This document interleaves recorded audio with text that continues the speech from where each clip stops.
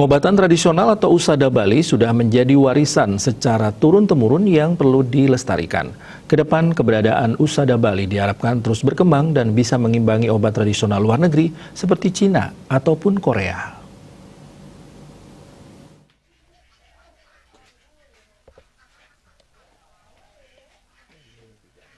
Hal tersebut diungkapkan Wakil Gubernur Bali, Profesor Djokorto Oka Arta Ardana Sukawati saat meninjau pameran pengobatan tradisional dan praktek pangusada Bali di parkir sebelah barat kantor Gubernur Bali dan Pasar.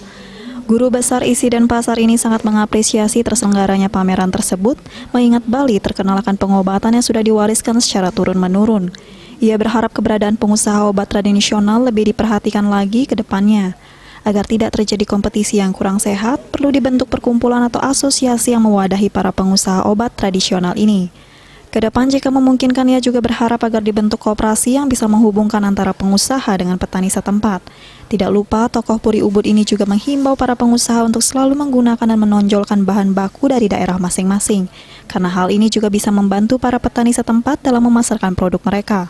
Di sisi lain, tujuan mengangkat pengobatan tradisional ini karena Bali dinilai mempunyai potensi pengobatan yang luar biasa jika dikembangkan. Sementara itu, pameran ini diikuti juga komponen yaitu pengusaha obat, praktek pangusada serta petani pemasok bahan baku obat dari seluruh Bali.